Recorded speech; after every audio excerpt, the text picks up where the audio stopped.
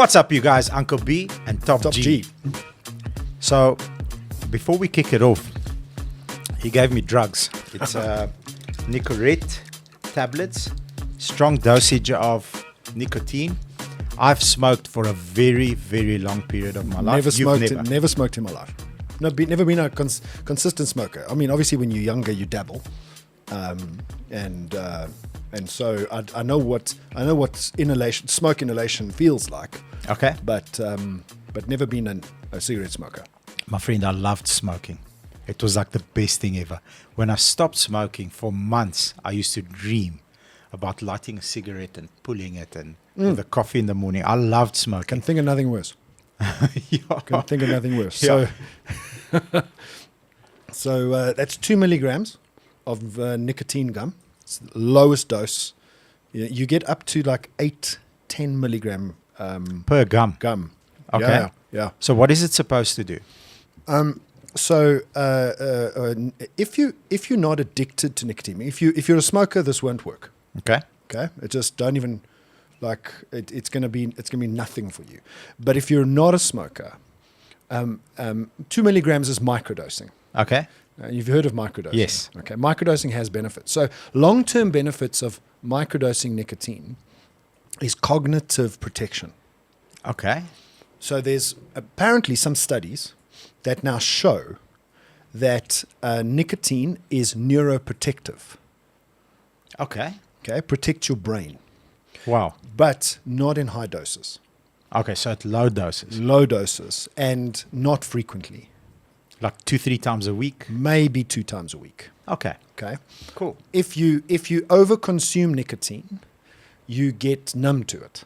Okay. And Makes your sense. dopamine receptors actually start to not accept the nicotine anymore. It's been like 3 minutes. I can't wait to. You said 15 Take minutes. about 15 minutes and you'll start to feel the effects. Okay. And this stuff is like if you pair it with caffeine, Okay.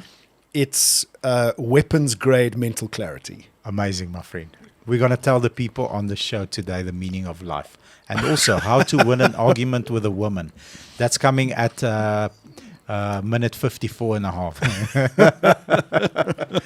Awesome. So, let's kick it in. Topics I thought or that we discussed before was the difference between successful and all wealthy people and unsuccessful brokies. Beautiful. Beautiful. Can't wait. Do you want to take the next one? Yeah. So it's almost a week ago that we held our very first private to dealer auction. So we took consumers, private individuals' cars that loaded them for sale on instant offer on Autotrader, pushed them down a funnel, made contact, offered them the service. So the consumers brought their vehicles into the Mid-Mac depot. We prepped the cars, did a full polish, a full valet, pushed the dents, did scratches, touch-ups, brush touch, etc., etc. Created the best version of that car possible within the time frame that we had, at no charge to the private individual, and invited a whole bunch of dealers. They came from Bloem, they came from everywhere. I think the most aggressive dealer on the day came from Vereniging. Uh-huh. He was on fire. He just put his cap down and he started bidding. He bought 7 or 8 cars or something. Yeah, he bought 8 cars. Yeah. He did really well. He's very happy. And we provided the platform for that engagement to happen. But I want to go into greater detail later on and explain what the benefit was, obviously, for the consumer and for the dealer. But before we get there, we raised just under 400,000 Rand collectively for the consumers that brought in their vehicles. Awesome. Then I'm going to tell you, Autotrader's just hit another milestone. So Wow. I think that's exciting stuff. Beautiful. We quickly briefed on having an executive assistant and what the benefits are of having one, because it always feels like I need one, and I'm like, no, I don't need one. And I find myself, especially, my friend, over the last, I'll say 3 weeks, I can't get away from my PC before 11:30 at night. It's just too much work. And I'm at that stage where maybe it's time, but I have questions. Awesome. I've got some thoughts on maximizing your executive assistant, Beautiful. and then the benefits of microdose nicotine combined with a couple of other over-the-counter things that kind of enhance your cognitive clarity and abilities. Can't wait. Because we're all working in a high stressful environment. 11 o'clock at night on your PC. Afraid it's. I'm not.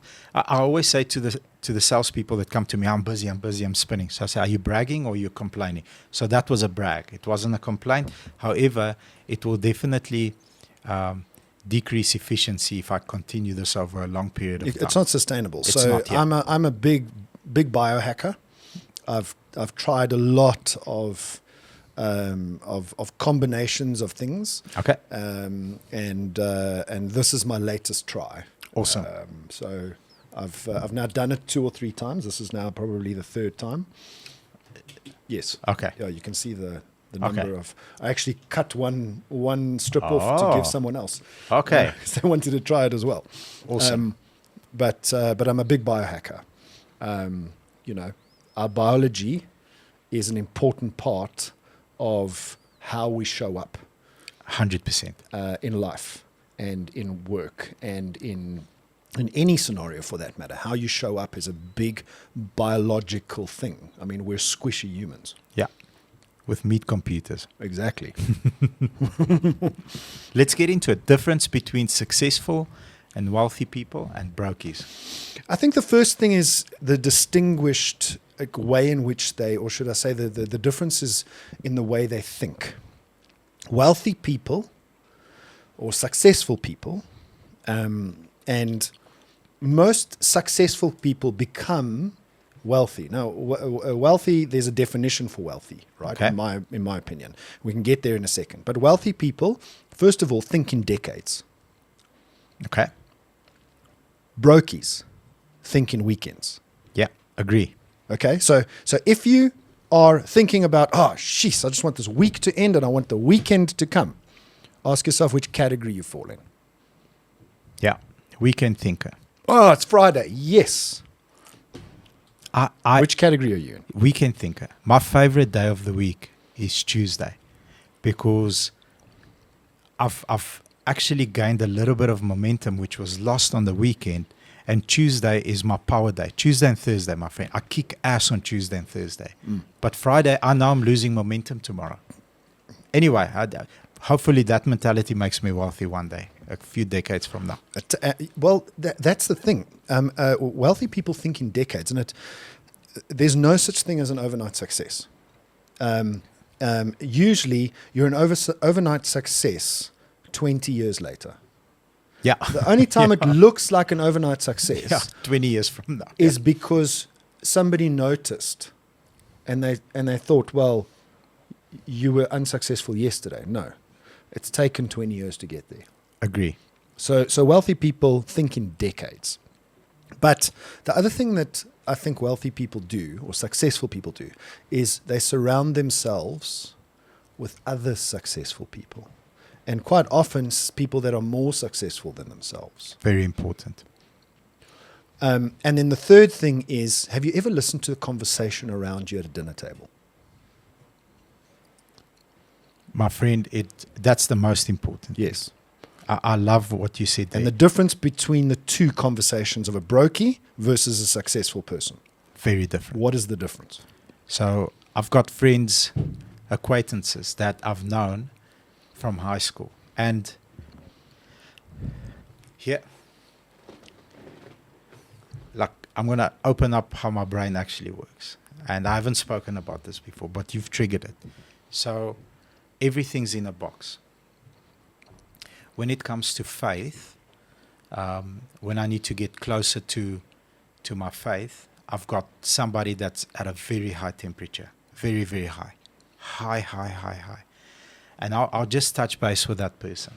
I'm confused about why this happened and what do you think this means and how do I process what I just went through? Well, perhaps you should see it this way. And the person is someone I trust, gives me insight. Perfect, cool. I understand, salute. 30-second conversation because his temperature is high. I am a little bit nostalgic. So a lot of friends that I went to high school with, that we had lots of fun times being boys.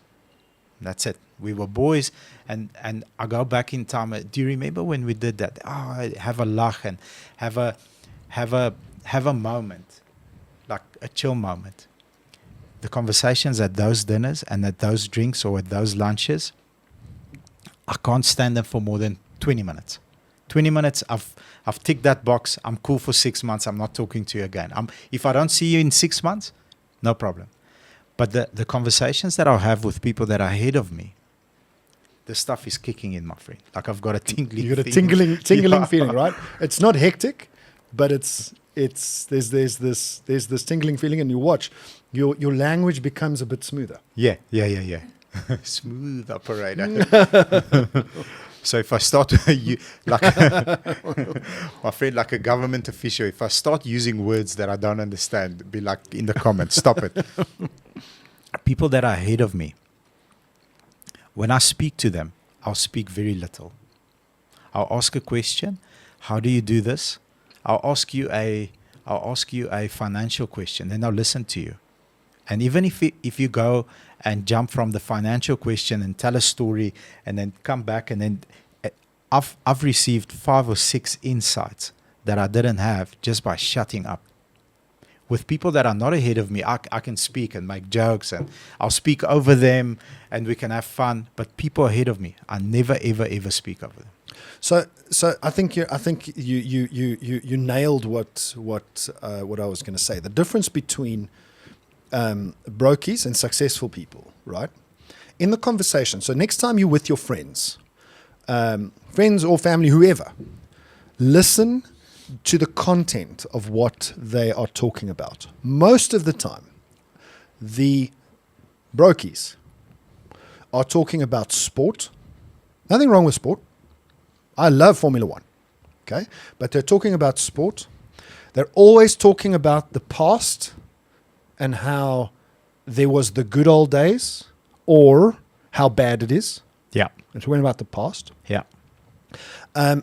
They talk about politics all the time. Okay? Versus the successful people who are network sharing. Sharing. Okay? So comfortable sharing. Absolutely comfortable and open sharing. Probably the reason they share is because they're successful and they've got nothing to lose or prove. Right? No fear. But it could be that got them there in the first place. So which one is it? Doesn't matter. So they're very comfortable sharing. They will open their network to you. Like, oh, you got that problem. Oh, no, I've got this guy that can solve it. Here's his number. No problem. So networking and sharing. The conversation is often around current and future plans. Yeah. Sharing current and future plans where you can have a debate. Yeah. And then the third thing is ideas. They have an idea. What do you think about this? And then the expectation is poke holes through my idea. Yes. That's what I like. Have you thought of this? Damn it, I haven't. What about this? Already like 5 or 6, we had an off-camera discussion on an idea, and I already have 5 or 6 leaks that I've already plugged. I know how to plug them, but I didn't know they were there. So next time you're around the dinner table or at a social function, take notice of the topics in those people's conversation. And you'll very, very quickly probably have a golden thread there, and then decide who you want to surround yourself with. I've got a sense about people, and to become wealthy, in my opinion, you have to be great at communicating. Okay, so we had a chat with a young man that just started, won a couple of debate competitions from high school, can argue with a woman. Wow, I've seen him do that yesterday. Just kidding, girls. Argues with a woman while debates, articulates himself clearly. Do you think that is directly connected to you making money? The ability to communicate well. 1,000%. Is it the most important thing? So, what are the things that have helped humans to progress. The next evolution just happened. Okay? The advent of language and being able to communicate ideas, solve problems. How do I solve this problem? Well, how do I even begin to solve the problem if I can't articulate what the problem is to you? So for me, communication is probably at the top. So it's number one. Communication is the number one thing. What's number two? To make money. So communication is number one to make money. What's number two? Probably no defensiveness. No defensiveness. So accepting everything happens for me, not to me. Yes. Not being defensive about it. So, oh shit, Bobby's out to get me. No one's fucking out to get you. You're out to get you. Yes. And with that mentality, you'll dig your own hole. So I'd say communication is 1,000%. You go from cave paintings. Yes. To Andrew Tate on camera.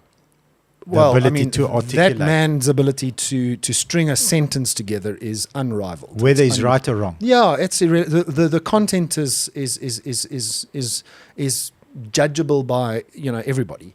But if you just look at how he strings sentences together, and the ability to articulate an idea, and structure it, so yes, the ability to communicate. But some people communicate.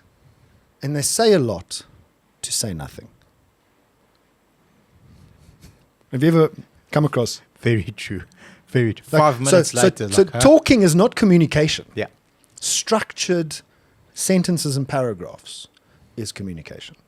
So the ability to execute is not important. The effectiveness of the execution is important in terms of getting an idea across. Yes, getting an idea across. And then there's, active and passive listening. We can get into communication, exponentially. So effective listening is when you talk and I don't think.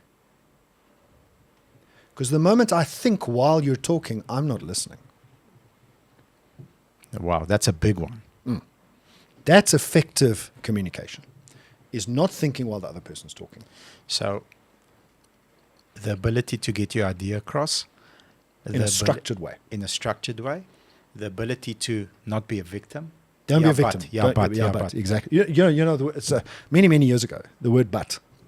I was learning to public speak and had some training by a couple of entities. And I can't remember which one it was, taught me the meaning of the word but. I don't know what the meaning. So, Bobby, I agree with you, but. Okay. Blah, blah, blah, blah, blah. Okay, so you're already going to say something negative. And I'd never forget what this person said. I can't take credit for it. And she called it the butt eraser. You can laugh about it, and you'll never forget it. It's called the butt eraser. Erases everything that you've said up to the point to the butt. Of butt, and then it's the negative part. Everything before the butt means absolutely jack squat. It's the butt eraser. The butt eraser. Never use that word. Never use the word butt. However, is maybe a better word. It's another version of a butt, but it's better. A little bit better. Okay. So wealthy people, their conversations are structured in a way that strategy comes across. They use their leverage. They're always talking about deal flow. They're always talking about the sequence of events to get to success. And they're always talking about opportunities. The interesting thing about successful people is they don't overpower you because they're content with who they are. No matter the outcome. They're not trying to win the conversation. Got you. That's very powerful. That's a flex. They don't keep score. They don't need to. They don't need to keep score. If they win or lose, they win. Exactly. They're comfortable. So on that word opportunity at Mitmac 1 in the tier 3 team that I've created, we are not allowed to. It's the ultimate curse word to use the word problem. Uh-huh. We're not allowed to use it. So if they hear me Sorry, I had to describe it. It's an opportunity. 5 minutes before we left, a young man comes to me, says, we have an opportunity. I say, okay, tell me. Okay. Our buyer can't go to, I forgot the name of it, but it's above Nelspruit. Can't go tomorrow because then you'll have to sleep over due to his bookings. So we have an opportunity. We either commit to this vehicle at 210, the Ford Ranger that we're trading in, or it will have to sleep over until Tuesday. And the challenge is we might lose the customer because he's also pre-approved at a dealer there. And they have evaluated and they've presented an offer of 210. All I heard was problems. So it's an opportunity. Yeah, but ultimately there's an opportunity there. Yeah. But those were all the problems. Yes. So what do we do? Well, have they evaluated the vehicle already? Yes. And after evaluation, they've offered him 210. Yes. Do you have the evaluation from the other dealer? Yes, I do. Here it is. Looked at the vehicle. We can pay 210. Deal. Can't risk it. You've solved all the problems. Yeah. So in my mind, successful people come to you with solutions off the back of problems. Yes. They don't articulate the problem. Yes. And I think that sequencing is important. Whereas us as leaders, if we're constantly solving the problem, the other person is only presenting problems. How do we force them to present solutions with the problem? Yeah. Well, I think that's very hard to do, right? Because you're dealing with different personalities. It's different circumstances, but I think the sequencing is the same. You allow them to fail. You allow them to fail. So if then. So if we do this, then this will happen, right? Yes. Okay, cool. So what do you think we should do? And then guide them to that ultimate answer. So there's two ways in allowing somebody to fail in my mind. The first way is exactly what you're saying, is allow them to fail in theory. It's less expensive for the business. Yeah, because we can't afford to lose money at this stage of the game. But you should still allow them to fail. Yes. So present the solution with the problem and then analyze it with them. Allow them to fail in theory. The other way, more painful way, is to allow them to fail in reality. Yeah. But that can be expensive. Yeah, they might get scratched and banged up, and if it's not fatal, most are not fatal. Then it's almost okay to let them have that bruise and come back stronger. So if we get back to, I've got two more subtopics on brokies versus successful people. I've got a theory that I wanna unpack with you on that as well. Please, it came to me now. Okay, don't forget it. I won't. Trust me. I won't. First is comfort versus pressure. Okay, Yeah. Brokies crave comfort. They like routine, predictable outcomes with no tension. That's the only way you grow, my friend. Wealthy people, successful people, like controlled discomfort. They Controlled like negotiation. They like sales and leadership. Most unsuccessful people steer away from sales-related topics because they're not comfortable in even selling themselves. And then they go to politics and sport and all those things. Because we can bash whoever together. Yes. I don't need to defend my point by using logic and a rational flow of sequenced thoughts. Thinking. Yes. Where I might be wrong and someone else might just give me a better idea. And then the last point on this is successful people build systems. Unsuccessful people build habits. And there's a distinct difference because a system can be modified. A habit is hard to modify. So you can think about it in terms of your morning routine. Is your morning routine a habit? Or system. Or is it a system? Is it a defined system that you've defined? Or have you fallen into a habit? I do this, then I do this, then I do this. But that is not a structured, predefined way of doing things. Big difference. Big difference. Successful people hold themselves accountable to the system, not to the habit.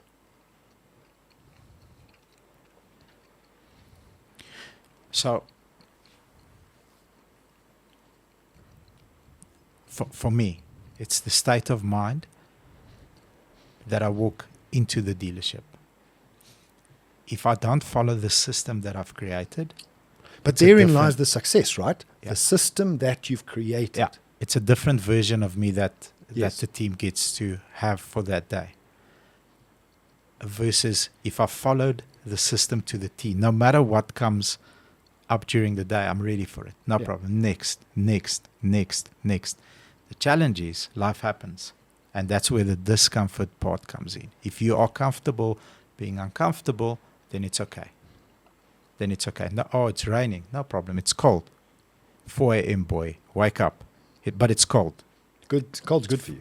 It's 4 a.m. Wake up. Just wake up, get you outside of the bed and go and train. Do your thing that you need to do. Listen to the right information, input.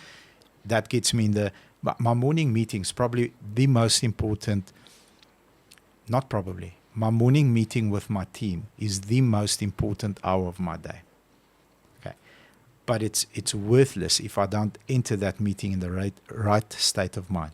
Because the only reason we meet is to discuss the opportunities within each deal, and they rely on me to give them insight. And I don't know everything, but I know how to ask good quality questions. You know how to interrogate. Yes. Why 3 times? By the third time, we know what to do. But if I walk in there in the wrong state of mind, sometimes I oversleep. It happens. I wake up, it's 5:30, in the shower, didn't go train, didn't do my routine, coffee, like a big jug of coffee on the way to work, and everything. The traffic's bad. Lots of women drivers on the road pulling up in front of me using my hooter, and it's not their fault. It's just I failed on my system. But it's a choice. Absolutely, That a choice. mindset's a choice. It's not you don't give in to the natural consequence of how you're feeling. Controlled choice. There's one element I left out, and that is tool use versus tool abuse. Successful and wealthy people use tools as a multiplier. So, for instance, AI systems, assistants that we're going to speak about, they leverage those tools to their success. Whereas brokies use tools to escape. Netflix, TikTok, Instagram. consumption of reels, Yeah. all that stuff. I mean, I've kind of like when I switch off, sometimes I send you links to reels. Yeah. And sometimes I sit there and I'm like, shit, I've been doing this for 10 minutes. Yeah. Where's the time gone? Yeah. Yeah. And it's so easy to get sucked into that. Easier now than ever. What do they call it? Doom scrolling. Doom I think it's scrolling, Doom yes. scrolling, yeah. So my theory on social is very I've got a theory on social. We are creators on social, not consumers. Yeah. However, I do have a structured time to consume. I promise you I do. So between the time that I get home from gym, because I've switched my routine, I'm training at night. When I get home from gym, there's 2 or 3 things that I need to do. And then to reset from gym to work, I'll give myself 15 minutes. Then I consume, but I only consume people that I follow that are either in our industry or thought leaders. Yeah, but that's different consumption though. Yeah, it's for a reason. It's you know, so you got to, in my mind, and you probably do this, is when you consume, is to consume slower, and then what do you do with that material? Send it to the team. This is an idea. We should There's explore the this. difference of consumption. Yeah. Consumption for 100%. mindless, No. yes, watch a Netflix TV series, watch a movie, but the moment that kind of overtakes your life, I think then it's problematic. Okay. Hanging around the right people, in my opinion, is also not enough. Yes, it's not enough. It's a key, But it's not enough. it.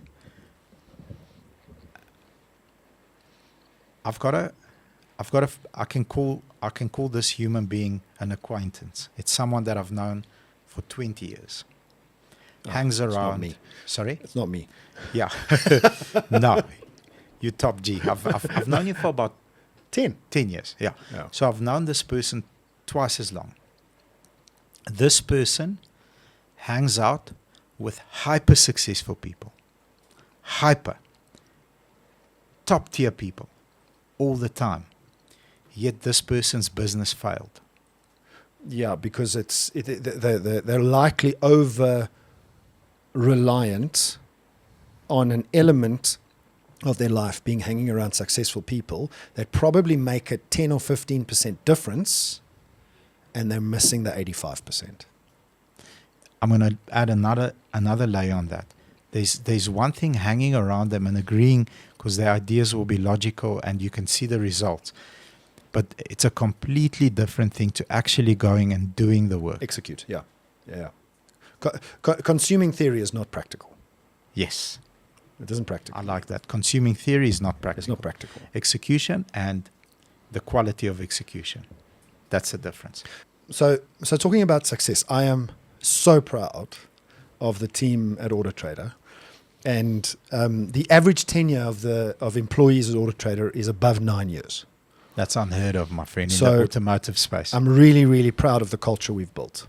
And I think that is the sustainable competitive advantage of Autotrader. Because you can't copy culture, can you? You can't copy culture. You can copy product, you can copy pricing, you can copy anything.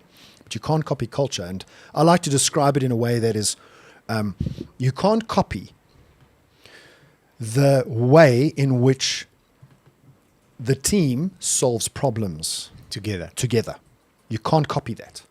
And that for me is the definition of the underlying culture is you can't copy that problem solving interaction by an entire business. And that's what gives it its competitive advantage because it's not copyable. But Autotrader has just hit almost 3 times, 3x. I remember the days when we were in the ring battling our closest competitor. We weren't that far ahead of them. We were the leader, but we weren't kind of like Just. we were just the leader. Maybe 20%. We were like 1.2 times. Okay. I got the hugest amount of respect for our competitors. Like the hugest amount of respect because they've kept the business on its toes. They've kept me on my toes. And I know the guys. I know the guys personally from all of our competitors. There's only ever been one competitor's leader that would never take my call. So I'm not going to tell you which competitor that was, but there was only and you know you can be in the ring, but outside the ring, you can be sociable. Absolutely. Yeah. So I got the hugest amount of respect because they've kept us on our toes. But we've just hit almost 3x. That's incredible, man. Their size. Okay. So here's the question: if you add all of the competition in our market, Autotrader is a marketplace. If you add all of the competition together, what percentage of Autotrader does that achieve? So you are 3 times bigger than your closest competitor. Almost 3 times, yeah. Okay. So if we add Call it 2.9. 2.9. So realistically, how many big role players are there? No, Probably take all about the role players. 5, 6 biggish ones. 5 that I can think of, the top of my head. How close are we to the size of Autotrader? Yeah, if you add all of them together versus the size of Autotrader, Half the size. almost 48%. That's incredible, my friend. 48% That is incredible. That is a testament on your leadership skills. on our leadership skills. So I can't take the credit for it. Can I challenge you on that? Uh-huh. You can take the credit not for the result. You should take the credit for developing the team that created the result. That's your credit. Appreciate that, my friend. You're welcome. But I'm so proud of the team at Autotrader because this was a milestone. For us, 3x was a milestone. Kick ass. And I'm so proud. So well done. Well done to everyone at Autotrader. This is, it's unbelievable. I've met most of the boys and girls there. My friend, I love spending time with each and every one. as they are all different. And you've got some strong women around you, my friend. Strong. 50% of my executive team is women. Strong. So women. there's some strong women leaders there that will give anybody a go. Agree. Anybody, they give me a go. Good. Congratulations. And I hope the 3 becomes 4 and 5 and 10 very soon. And it will, at the pace and at the way that the innovation is coming through. I know of like 2-3 things that are about to come November. AI, the use of AI on the back of Autotrader, the differentiator is just going to get bigger and bigger. I'm hoping. We're not going to stop fighting. That's the one thing I know. If it's to be, it's up to me. So we have to make sure that happens. Off the back of that, personally, I couldn't have survived if I didn't have an assistant. Can we give Rensha a shout out, my friend?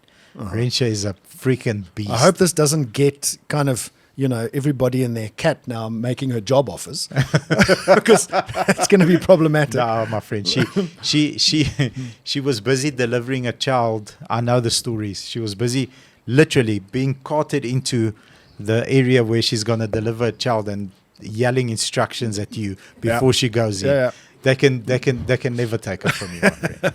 So that's onto the topic you wanted to bring up. Yes. So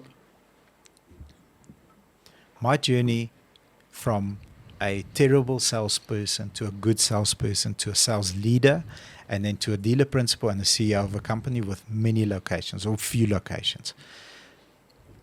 As a salesperson, in my mind, very box structured, I need to do this, and this. I always tell my salespeople, when 2 guys are having a conversation and I can see it's leading nowhere, they're speaking about the weekend. I say, Sibu, tell me, does Charles have money for you? Charles, do you have money for Sibu? No. Okay. Do you have money for Charles? No. So why are you talking to him? You're a salesperson. You should not be talking to him. You should be talking to someone that can get you to money.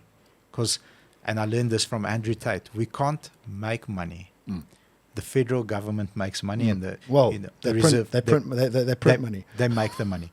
Our job is to take money. I like that.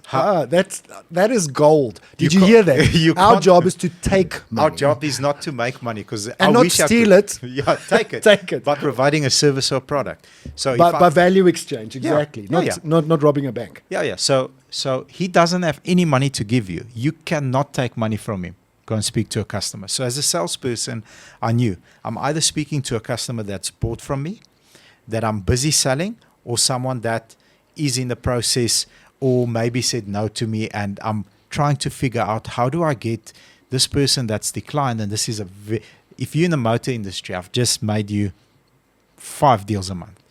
If someone's declined, I ask them, Mr. Customer, are you married? Yes. Can we please try and do this approval on your wife's name? If they're not married, do you have a brother? Do you have a sister? Do you have somebody, a mother, father, uncle, that would be willing to stand surety for this car? That's the only people I'm talking to. Enough time, because it's only so much on your plate, this much. Sales leader, multiple personalities. You have to obviously overcome objections with your team in real time. So there's a different structure to my day. At the moment, there's so much going on that I feel everything is important and everything is urgent, and that's why I get done very little gets done. So how does an executive assistant help you distinguish? So I think in my experience, okay, and myself and kind of myself and Rensha have developed a system by stumbling. How long have you been working together? 15 years. 15 years. 15 okay. plus years, yeah. We've developed a structure over a long period of time, failing all the time. And we fight, trust me. We fight. She's feisty, my friend. I think the first principle of a good assistant is understanding. They need to understand that they are there to be your gatekeeper. Okay. Gatekeeper. Yeah.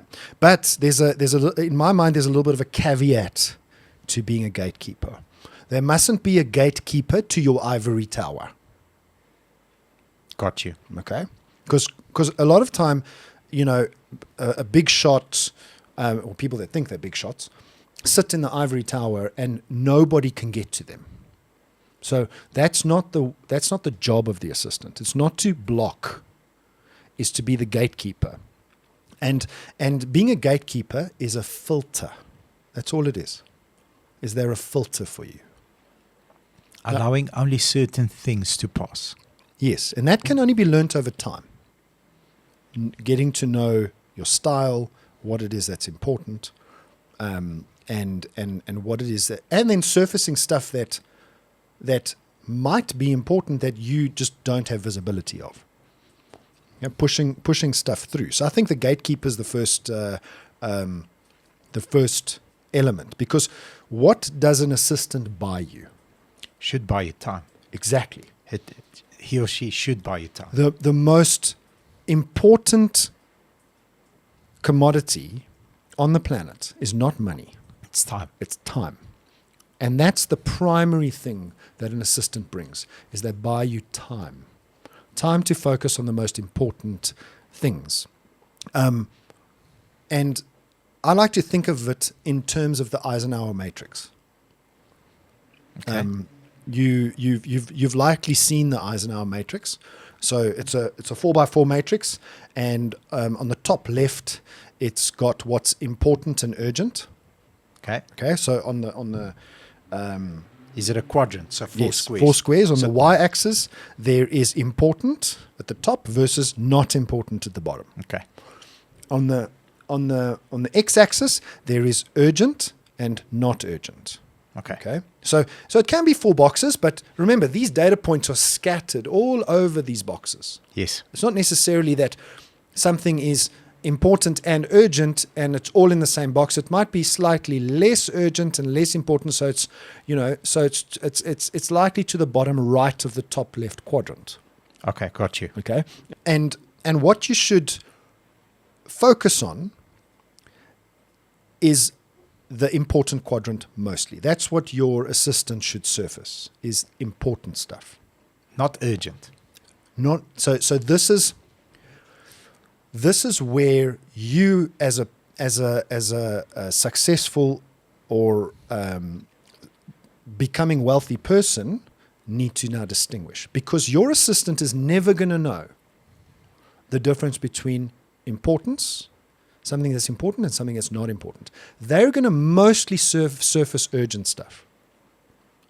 Agree. And to them, and this is where the fight occurs, to them everything is urgent,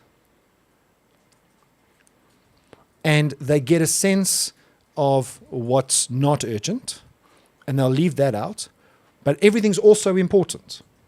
Yes. Your job is to then start to train them on what's important, because that's the most that is the thing that you should be focusing on, is what's important. Urgent means I just haven't done it. The real important stuff is the stuff that's not urgent. Makes sense. So just a practical example. Out of everything that I do, How much stuff can you delete? probably a lot. Or get someone else to do? Probably a lot. Delegation. Like 90%. So with my managers, a manager will only WhatsApp me something or phone me or communicate something where only I can give that input, and or I have the highest probability of success if I tackle that problem. But the rest of the company is not that way, and that's my fault. It's not anybody else's fault. It's my fault. With the managers, it's a relationship over 5-6 years. They understand what my strengths are. They know what my weaknesses are. That's very important.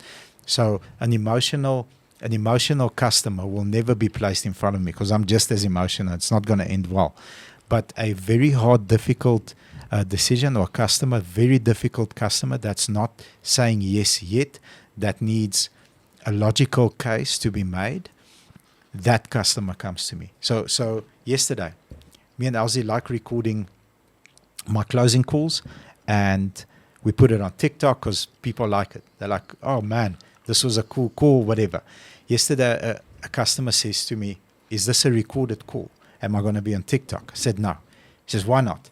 I said, because you're an easy customer. It's a very easy conversation. The reason why I'm phoning you is because I have a relationship with you.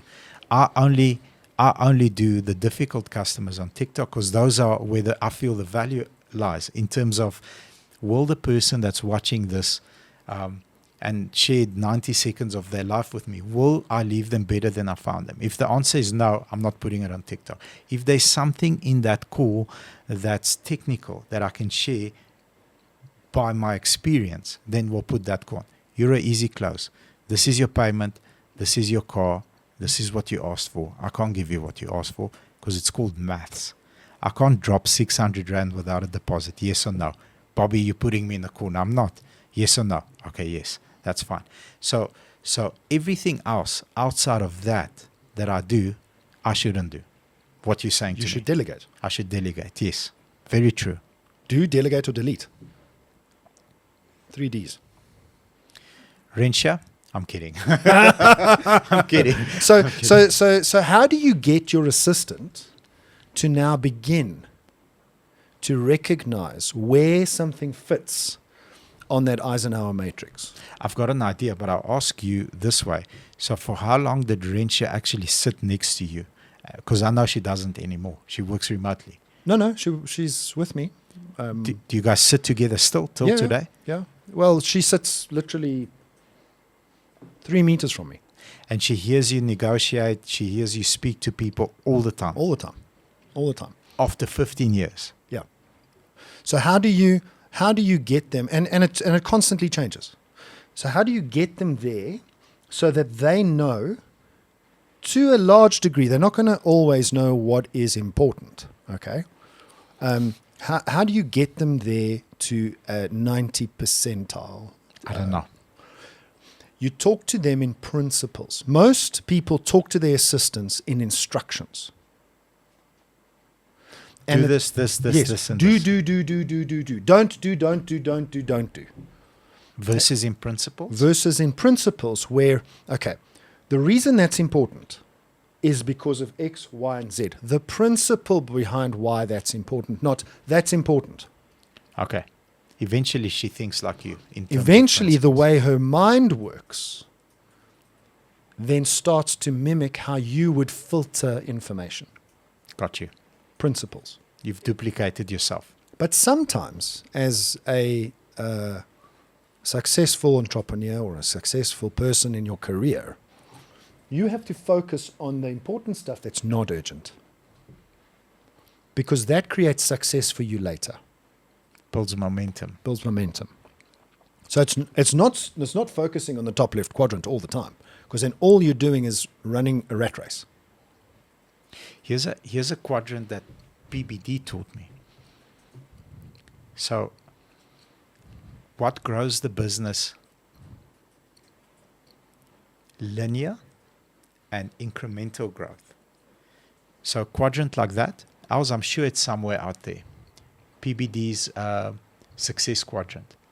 Bottom left, that grows the business, funny enough, that grows the business in a linear fashion. So 2% increase every 6 months or 8% increase over 2 years is sales. Yes. Sales. And then biz dev is bottom right. So biz dev is meeting people and exchanging numbers. Oh, what do you do? No, we do windscreens. What do you do? We do cars. Okay, give me a price list on it. So that grows it single-digit percentages annually. But what really grows it, top left, is next innovative campaign. So next innovative campaign is outwards and inwards. So for us, a next innovative campaign was the way that we switched up our content on the 1st of Jan. We had a meeting, me and Elsie and the team, and we said from the 1st of Jan, we're going to do X, Y, Z. That's all we're going to do in terms of content. This is the scheduling times. This is the structure. Let's go. we increased our views probably 400-500%. I haven't shared this with you. 1st of Jan to end of March, 87 million unique viewers on our socials. Wow. Zero budget. Okay, so that's a next innovative campaign outwards. Next innovative campaign, Which is not urgent, it's not urgent, but it's important. It like literally grew our sales. And then inwards was, how do I play around with the commission structure of our salespeople to drive the right behavior? One very successful tactic that I've used that served me well for the past probably 18 months is we have a first two. In the past, I said the first person to get to 10 cars gets a small incentive, and then half of that for the second person, and then half of the half for the third person. Okay, I changed that. So the first to 10 gets the entire amount. You want a second prize? Steak knives, 300 Rand. That's your second prize. So the next innovative campaign... No 7th place trophies. No, my friend. Steak knife plastic ones. I'll give you from the cafeteria there. You want second place. And so the moment I started playing with next innovative campaigns inwards that no one sees, it's just internally. Yeah. Sales shot up.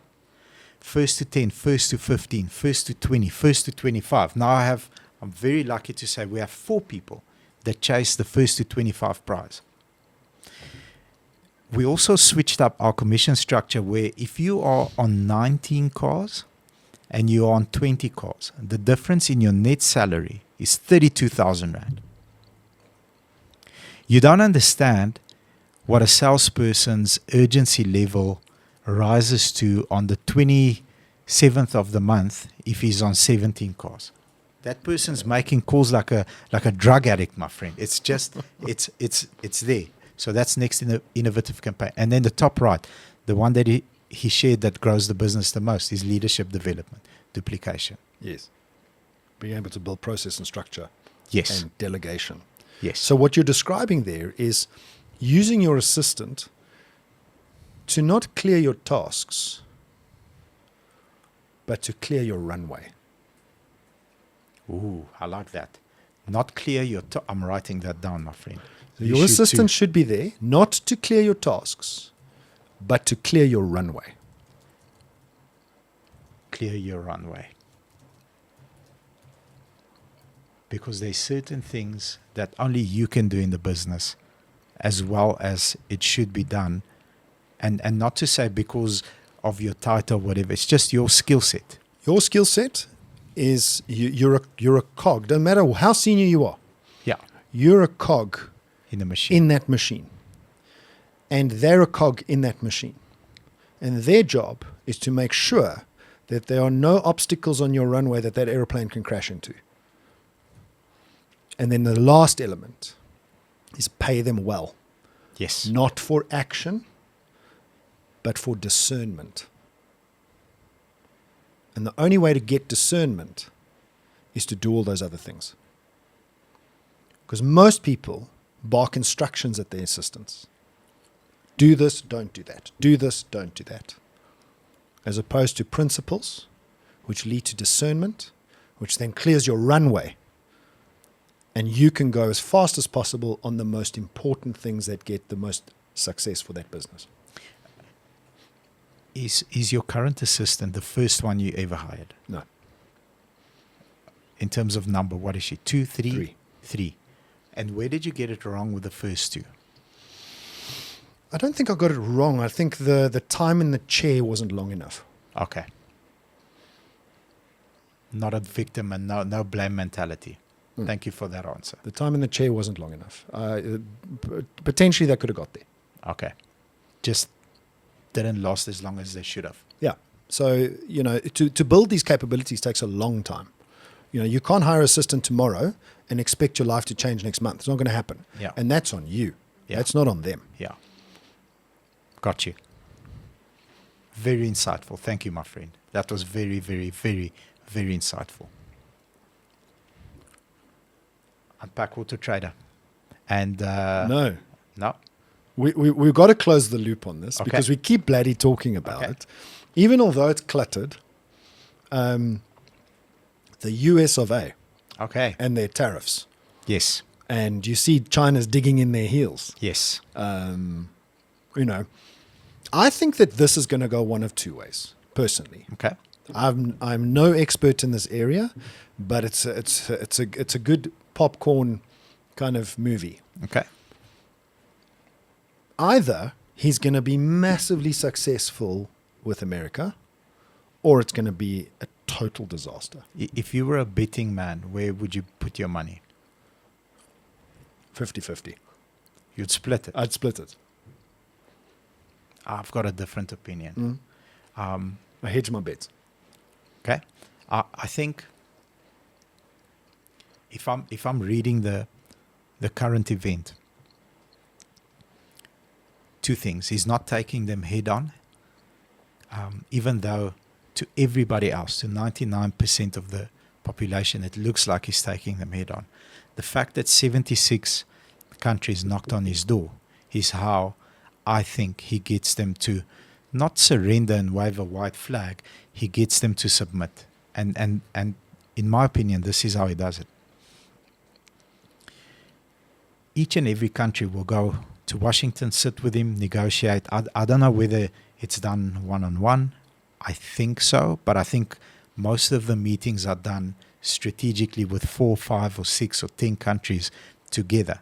And we negotiate this way. All right. I'll keep the tariffs the same. You keep our tariffs the same.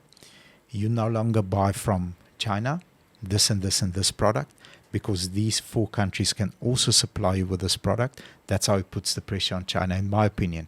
And he gets them to say, okay, we're losing business here, here, here, here, here. We need to go and sit and talk with him. That's what I think he's doing. I mean, I'm obviously we're not privy to what goes on behind closed doors, but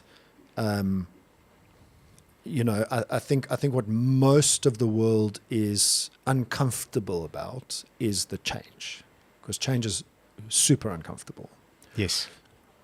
And that outcome is where I'm hedging my bets. I can't see a path to success or failure here. And I think it's because the goalposts keep shifting. Every other day, there's a change in the strategy. Yeah. Now, is that negotiating tactic? I think so. Could Or is it luck, or is it circumstantial? Which one is it? The other theory is, that's fine. You the big bad wolf in the room, no problem. And you are very powerful. 26% of the world economy you control at your fingertips. But look at the flip side of that. 74% Is the collective. is the collective. So what that if is a they- dangerous place to be. Very, very. What if they have a side meeting that's not held in Washington? And I think that might be happening as we speak. Yes. So that's the danger that is in. Because at the moment, I think some parts of the rest of the world are negotiating with each other. Yeah. Because what else do you do? If you focus on the problem, you're going to have a head-on collision. Yeah. Whereas if you focus on the path around the problem, you might just come out the other side a little bit unscathed. Yes. So, the reciprocal of 26% is 74. Yeah. The rest of the world's economy is 74. So if the rest of the world bands together, I don't know, is America as powerful as they think? That's the question. And the other question is, Can the rest of the world band together? That's the problem. there we go. What is the risk of, the 10 countries that sat in that room and he waved his mighty sword at them? If they say, I kind of don't like his tone. I don't like the fact that he says words like must and have to and will. I don't like those words being used, because you're still a man. You've got an ego. A woman, you've got an ego. You're still a leader of a country. You were elected to go and do your best to represent the country. It's very, it's the best time to be alive. It's a freaking movie every day. It's a popcorn movie of Every day. note, my friend. Every day. I'm literally getting 15 to 20 minutes of updates in the morning from the reliable, what I feel is reliable channels on the left and on the right, because I like to listen to both arguments. So yeah, it's exciting. It's a very exciting time to be alive.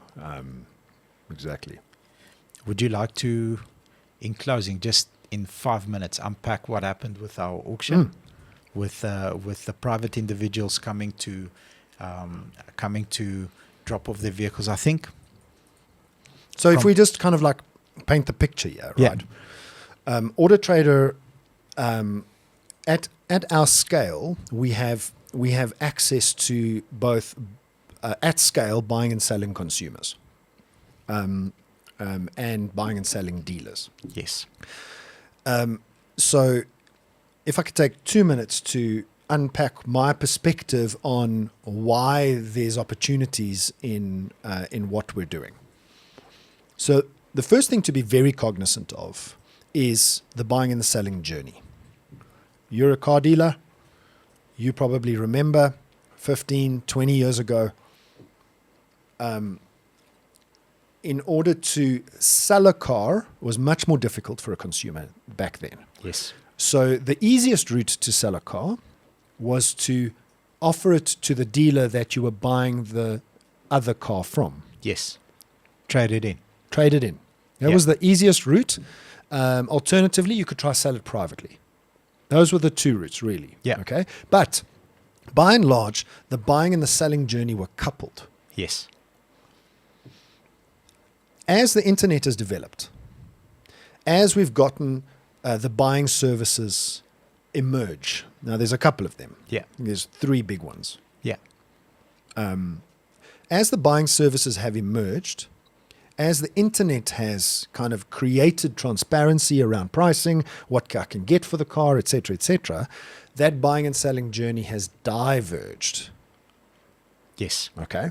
What that means for the consumer is, I don't need to sell my car to that dealer, even although I'm interested in the car on their floor. I can sell my car to a third party, another consumer, a car buying service, a dealer, because dealers now, all 2,200 of you will buy cars without the consumer buying another car from you.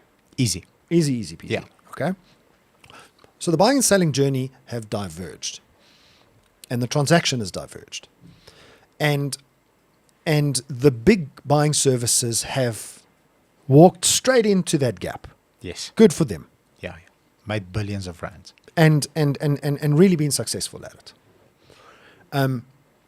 And I think the fragmentation of the dealer base has been its own worst enemy. Yeah. And that's what has created that perfect storm. Is in my mind, the fundamental thing that has created the opportunity is dealers have lagged the ability to price a car for trade. Yes. They've lagged the ability Yes. to price a car for trade. Took them a minute. It took them a long minute. Yeah. They're getting there now. Yeah. Hopefully Autotrader's tools are helping. Other tools Definitely. in the market are helping. They've lacked that ability. And in that lack of that ability, people that could price cars reasonably well has given the value to the consumer. Yeah. And hence the cars have kind of gone all over the place. Yeah. So how do you then create a more competitive environment for the benefit of the consumer? And hence we're now testing this auction of consumer cars to dealers. So as the trade-in was decoupled and it became two transactions, what dealers fail to do is realize they are either in a buying team or a sales team. Separating the systems within the business as well. Two different businesses. Exactly. So two different teams in our company culture. The buying team and the sales team compete. Every morning I give a stat. The buying team is ahead of the sales team. And then I stir the pot with the buying manager. Listen, we're half your size. Correct me if I'm wrong. Historically, a dealership was mostly about selling to the consumer. Buying was That's just a... But buying was a department that was necessary evil. that was supplemented by the trade-ins. So Yes. they knew how to price a car. Well, according to Media McGrawder, the book, walked around with a book. The manager was typically a sales manager that knew how to trade in cars. But the consumer didn't have visibility and transparency, so whatever the buyer told them It's true, was true. because there was no competition. Yeah. So where successful dealerships have split those tasks. So our buying manager knows nothing about sales. I'm 100% sure. I'm 1,000% sure. He's never been on the applications page of our website. He doesn't even know what an applications page looks like, or how many questions you have to, or how many fields you have to fill in order for you to apply for vehicle finance. He doesn't know how vehicle finance works. It's none of his business. He's not even interested, remotely interested. What he's interested in is how much can I sell this car for? How long will it stay on the floor? And reverse engineer, taking into account what recon will cost, how much do I need to pay for this car? So that that vehicle sells immediately or as quick as possible, humanly possible. He's not, it's a different dynamic to a sales manager that drives salespeople. Give me your objection. How can we overcome this problem? How can this opportunity? How can I handle this for you and empower you to make sure we deliver the car? It has to be split today. Not so much 15 years ago, but today it's two businesses. Even within one dealership, that has to be split. has to be split. And the teams need to compete head to head, and there needs to be a winner declared. For the last 3 months in a row, our buying team has kicked the sales team's ass, which puts me under pressure for cash flow, etc., etc. Those are downstream problems. But the moment that the buying team beats the sales team, in my mind, you have a very healthy dealership. The moment the sales team beats the buying team, but a very unhealthy cash flow. well, it is. That's why I'm getting here. So that's why I shave my head every single Saturday. Well, I mean, to hide the grays from cash flow. To be honest, cash in the bank is actually a depreciating thing. Asset, yeah. It's a depreciating asset. I agree. If you've got cash in the bank, it's crazy. So I'm waiting to get cash in the bank one day. yeah. Hopefully it happens at generation 3. Yeah. Building wealth is not building cash in the bank. 100%. So we've got a sort of like a perfect storm brewing. Autotrader has the eyeballs. The fact that the dealers were not able to innovate as quickly as the buying services were is a multitude of problems. So most dealers in fact are lifestyle sustaining businesses. Yeah. So we have The fragmentation is part of the problem. 5 salespeople. If we do X amount of cars, we're happy, we cover overheads, we make a little bit of profit, salute. Why should we go and risk and hire more people? Because you'll need a human, you need a driver, you need a cell phone, you need an iPad to do your paperwork, or a laptop, you'll need a car, you'll need fuel. Okay, now you've got the tools. How do I get leads to buy these cars? Well, now you need to go and compete against absolute experts on Google AdWords or wherever you want to compete against them to also have an opportunity to price the car. And that's where the bus falls off. And I think that's the perfect storm where we can get those consumers that want to sell their vehicles. And I mean, on our last auction, our cheapest car started at 55 and our most expensive car started at 750. Because the 55,000 Rand dealers were 4 or 5. The guys that can buy the 750 were 7 or 8. So how do we get all those cars on one platform where it's safe? Exactly. I think what we're doing in terms of vetting the cars, making sure they're not cloned vehicles or stolen vehicles, and then adding value to the consumer up front, and then having the consumer get comfortable that their reserve price will be met. Yes. And if the car doesn't sell, they get a better version of their vehicle back. Yes. The next day or 2 days after. Or 2 the days fact. after. Yeah. Yeah.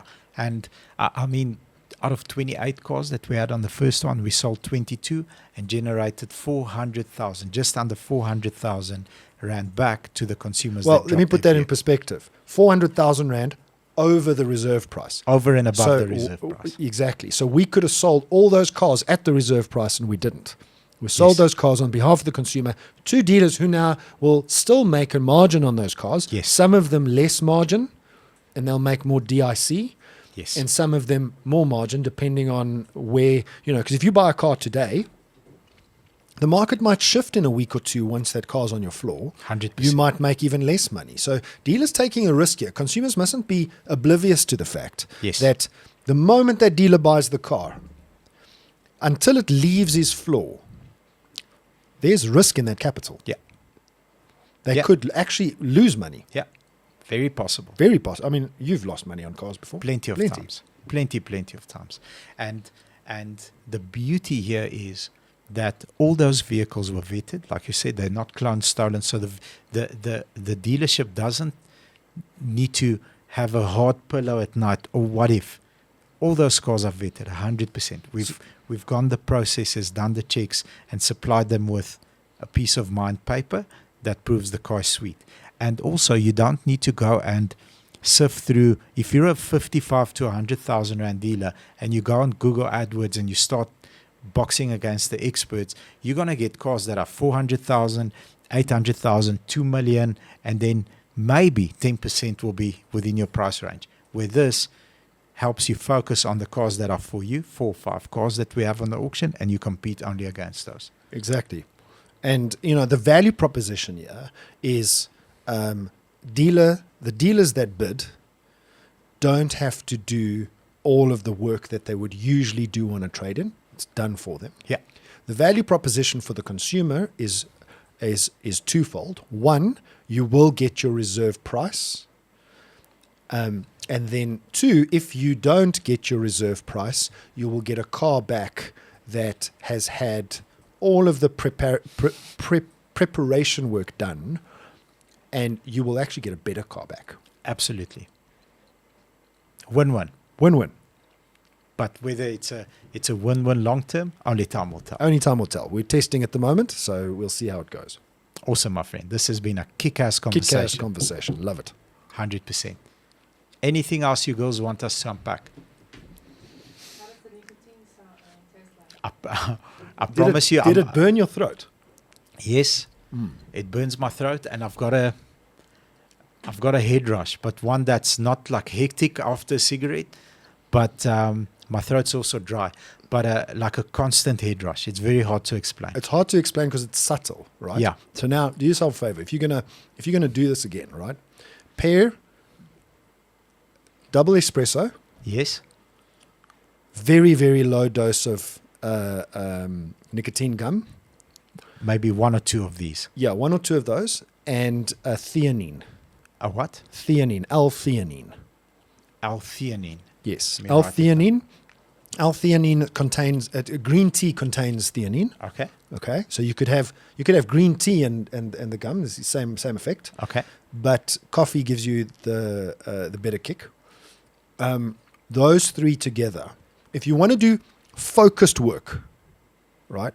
I wouldn't say for a podcast like this, but if you want to do focused work and you don't want distractions, those 3 things together, like I said, I'm an avid biohacker, and you will get 3-4 hours of work done without thinking about the fridge or thinking about the garden. Anything else? Or you'll be focused. Deep Work. One of the cool books that I've read. It's called Deep Work. Anybody interested? It just helps you kind of get in that mode. Awesome. Appreciate it, my friend. I've had lots Awesome. of fun. I've learned a lot. Hope you guys have as well. Thank you for sharing your time with us. on episode number, it doesn't matter anymore. Doesn't matter anymore. Uncle Bobby and Top G out.